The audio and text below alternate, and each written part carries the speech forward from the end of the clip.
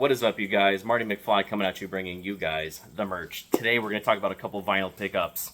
We got 3 holy grails in the bucket this time. 3 records that are really hard to find in the wild. One of them I found in the wild. The other 2 I had to go online because they're just so stinking. They're picked up like this.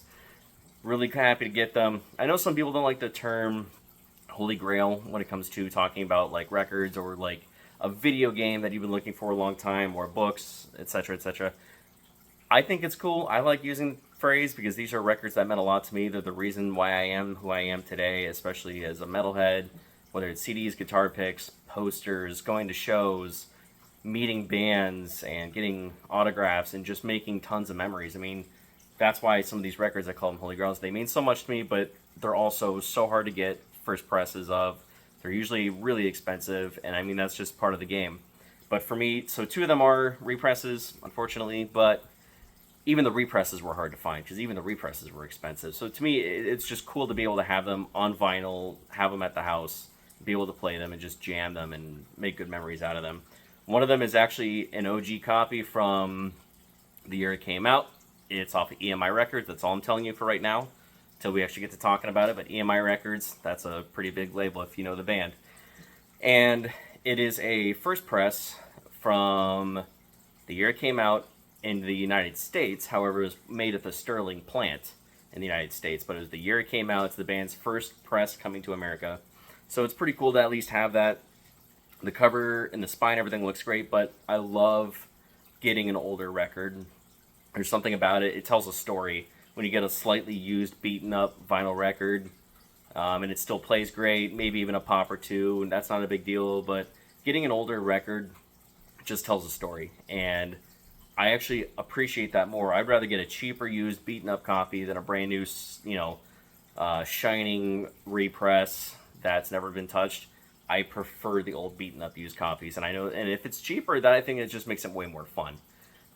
Picking up like an $8 copy of Slayer, whether it's Rain and Blood or if God Hates Us All, whatever. If I found a cheaper old beaten up copy, that would mean more to me than a repress.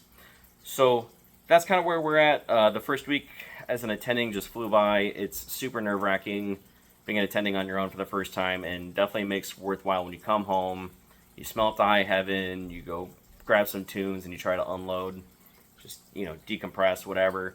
It's so rewarding to finally be out on the other side, though, especially the end of residency. I mean, it's insane. I just took my boards. We won't find out that for another 10 weeks. But to be an attending on your own for the first time, it's nerve-wracking. You're constantly running around the hospital, borderline shitting your pants, always nervous, always paranoid. But I had several attendings tell me that as a resident. Like, if you're always nervous, always paranoid about what could go wrong, and you're always accounting for those things and thinking about them and making sure they don't happen, you're going to do great. And I feel like that was a huge part of being an attending by myself for the first week. It's pretty exhausting. I'm in the hospital at 5:45 in the morning. Usually don't get out until 8:30 in the evening. And then I get home. It's a 30-minute drive, so I get home at like 9. And then I'm still going over patient stuff, still looking stuff up to make sure I didn't forget or miss anything. So it's a lot of work, but well worth it in the end. It was a heck of a journey just to even get here. And I actually look forward to going to work. It's hard and it's long days, but when I'm at work, I feel like I'm in the right place at the right time. So that's enough about that. We'll talk about medicine some other time. So let's talk about some tunes. So first one, this is a repress that I got on Amazon, and I don't know, I was just thinking about it the other day, and it's a brutal freaking record. I mean, it's a brutal album. I mean, gosh, if you were to show this just to a layperson that's just never listened to metal and they only listen to whatever garbage is on the radio, I mean, even I jammed to T Swift, let's be honest. I mean, T Swift is what she's been able to do with her career. I mean, she's someone to celebrate and look up to, and it's crazy. I mean, I've never seen an artist in present day where the music sucks so freaking bad on the radio these days, with the exception of like Chris Stapleton and a couple of like bigger bands that I could think of that I really enjoyed. But I mean, a lot of it just sounds so freaking bad. So to see bands like T Swift, hey, I celebrate. I'll play T Swift on vinyl. I don't care. It sounds great. Minus the overly poppy stuff. Some of the radio stuff, I can't even do the radio T Swift stuff. But the really darker, angsty, kind of angry, pissed off stuff that she does, like on the Folklore album, and God, I don't know all her stuff, but I've listened to a couple of them. I'm like, man, this girl jams. All right. So if you were to show this record, you'd probably freak out whoever's going to listen to, but tell you what, man, it's a violent record, but it's a blast. It's a blast all the same. Really enjoyed it. This is, of course, Gallery of Suicide by Cannibal Corpse, off of Metal Blade Records. This originally came out in 1996. This, of course, also got the edited and the unedited or censored covers, because look at that shit. I mean, brutal. So this is off of Metal Blade Records' 40th anniversary repress. Let me pull this beautiful thing out for you. So we have nice splatter. It's clear with red splatter. Side ACB, custom center labels. Let's pull up the... So we have a pretty nice track listing here as well. You know, both sides. This is the first album by Cannibal Corpse to feature Pat O'Brien. And Pat O'Brien used to be in Nevermore. You know, rest in peace, World Dane. And, I mean, pretty stellar record as far as just, you know, George was getting his chops right out of the gate when he did his first record. He's still playing. He's still he's still improving. The band itself is improving. I mean, if you listen to like Alex Webster's bass solo halfway through this record, it's incredible. So the album itself, like I said, it's brutal. It's heavy. With a title like Gallery of Suicide, you know it's going to be brutal. It's just like all the other stuff. I enjoyed the heck out of it. I had a wildly good time with it. So we have two posters in here. They're both huge, but pretty nice. You know, we got like the Dungeness Castle appearance. And on the back, we have the absolutely insane Gallery of Suicide OG poster cover. These, of course, have all been done by Vince Locke for this band. It's crazy just how many years Vince Locke has been contributing his artwork to this band. But it's a fun album, especially once you really start digging into it. I definitely recommend playing on vinyl or putting on some headphones, and you can really hear how intricate the album is, because this is not easy music to play. And the best description I've ever heard of Cannibal Corpse is it sounds like a freight train slightly coming off the rails for the entire album until it finally comes back to net neutral. That's how this album is. If you've ever been affected by someone, that committed suicide, or if you've ever had suicidal problems ever in your life, I am deeply sorry. And I feel like it's unfortunate that as humans, it's something we've all been harmed by or affected by in our culture and modernistic society, that I feel like there's very few people that haven't been unaffected by it. And it is tough to say, well, I go listen to this heavy metal record called Gallery of Suicide and then not have that bring up horrible memories. I mean, I myself, I've had friends, I've had family, we've all been probably affected by someone who's had suicide, and I don't know, maybe this is just an outlet. I mean, for the band itself, they just wanted to write something heavy and brutal and nasty, and that's what they got. But maybe even for the rest of us, maybe this is an outlet for people who have been affected by a friend or a family member that's committed suicide,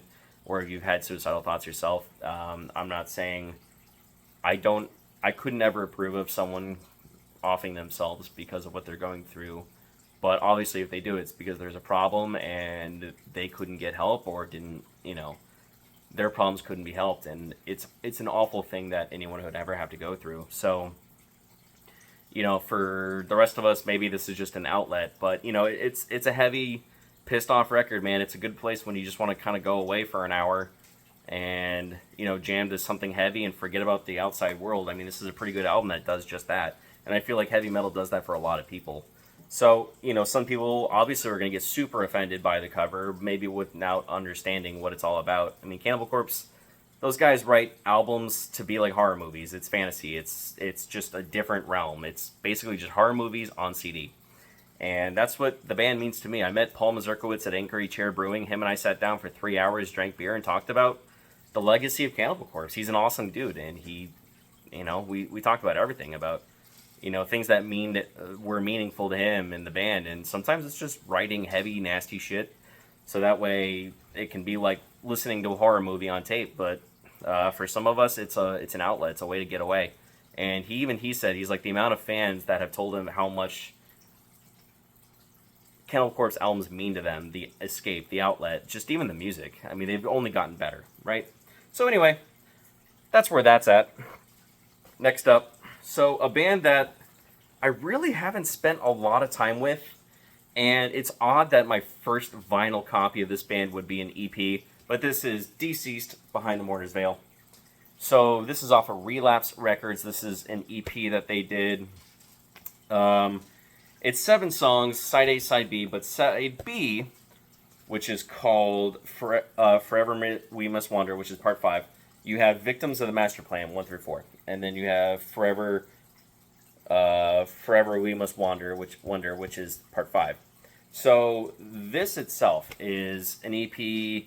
It's actually a lot of fun. This is classic Buffalo and Tampa death metal. That's the best way I can explain it. Off of Relapse Records came out. This is a repress, however. This came out off of Headbangers, Hell's Headbangers. You know, obviously the upside down cross out there on the back. It's kind of an interesting way to start the collection, is to start with an EP. But I saw it at Sound Exchange Records in Pinellas County. They had a bunch of their stuff on repress, and I said, let me try one. This was only like $13, so it was actually a lot of fun. But like I said, it's got that classic grinding, best way I can say is Buffalo and Tampa death metal sound. That's exactly how that sounds. All right, so we got a gorgeous deep blue vinyl. I mean, look at that thing. It's absolutely breathtaking. And the thing I do like about these represses, these come in the new sleeves, anti-static, and they actually take care of the record a little bit better. And then classic, you know, I mean, goodness gracious, we've got the nice skulls. Kind of looks like the Halloween movie a little bit to me. On the back, kind of like your classic thrash appearance on the back. It's fun, though. For an EP, we got several covers on there. We got DRI, we got Anthrax, we got Warfare,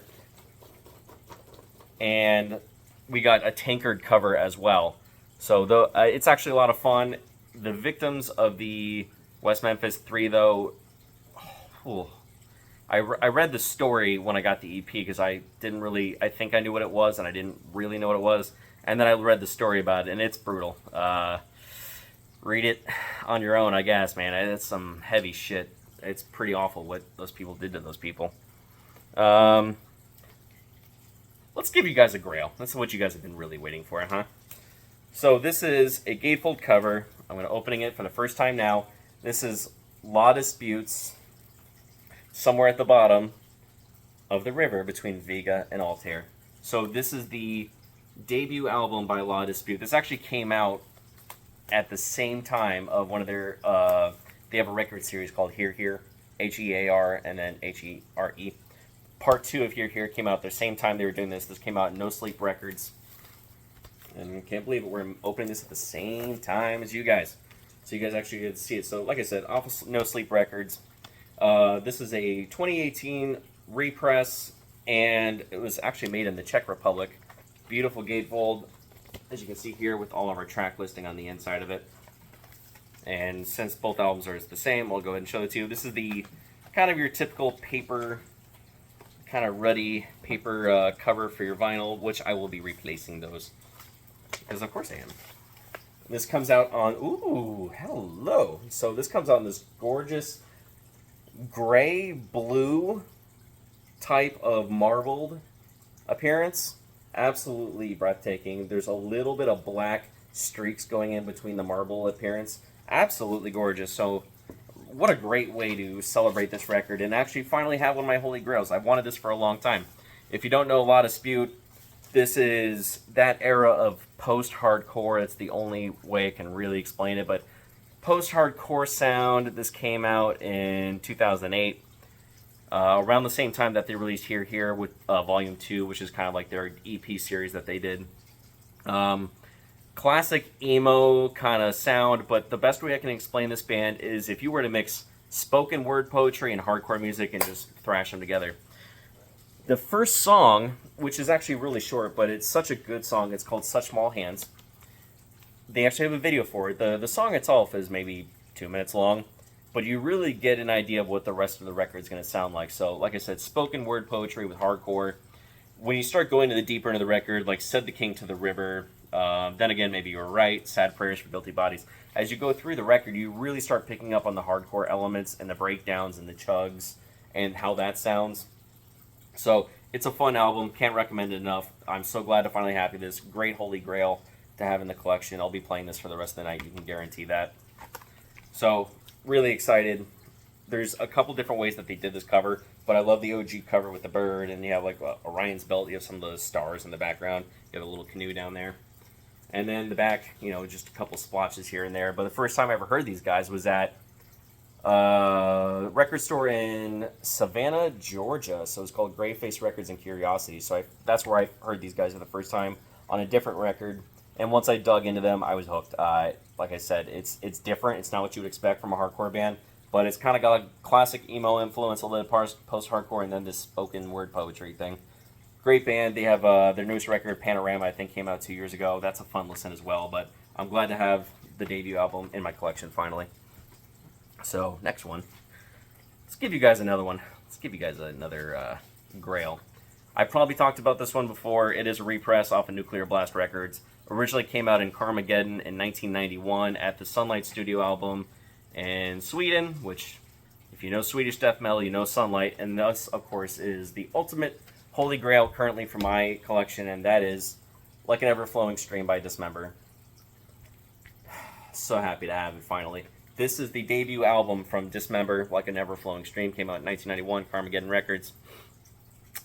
I mean, if you read the book on Swedish death metal, they even go into talking about how seminal this album was to the Sunlight Studio sound, the HM2, Buzzsaws, this band, and they are known also as the Big Four of Swedish death metal. So you, of course, have Dismember, Entombed, Unleashed, and Grave. And that is your Big Four of Swedish death metal.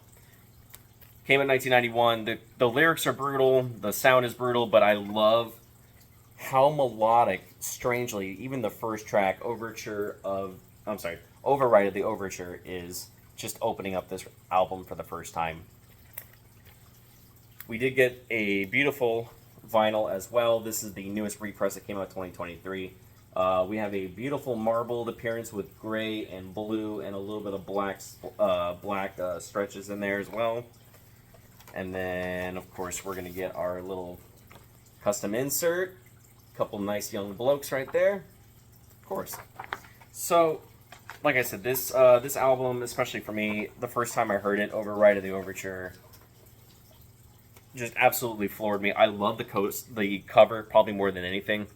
The cover just drew me in, and I was like, I have to figure out who this band is. So, really happy to have this. This is the Nuclear Blast repress. Even the band itself at this time, you're talking about guys that had huge impacts in the heavy metal community, the Swedish death metal community. I mean, you got Nick Anderson playing guitars, and you got Matt Karki, who is doing lead vocals. You got Richard Diamond, and then David Blomqvist. I mean, you got Rob Sinnebeck. You got a huge list of guys that were seminal in creating one of the best Swedish death metal opening albums for a band, but as well as establishing a community there, especially for Sunlight Studios. So to have that roster playing on this record, it's huge for the heavy metal community. So really glad to have this. Really, I was so close to buying a 2014 repress. It was a Back in Black reissue, but it was a dark blue cover, kind of dark blue color vinyl, kind of like the one I have right here. And it would have been gatefold repress. And I think I was getting ready to pay about $65. It would have been the most I've ever paid because it was on Discogs for about $45, but after all the fees and shipping, it would have been $65 from a distributor in the United States. And then, lo and behold, I graduate residency, and this bad boy comes out. So, that's pretty wild. Very glad to have this finally.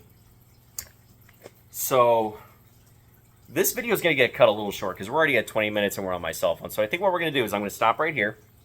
Unfortunately. I know, but I'm going to keep recording. I'm going to repress the second video very shortly, alright? So, don't go far. We're gonna replay the other half of that. But like I said, 2 Holy Grails, 1 more to go. All you're getting is its EMI Records. That's a huge record label for the heavy metal community if you know the band, and I'm sure you guys already do. I got that and a couple more records to talk about here shortly. So again, this is Marty McFly. Take care of each other out there. I'll talk to you guys real soon. All right, peace.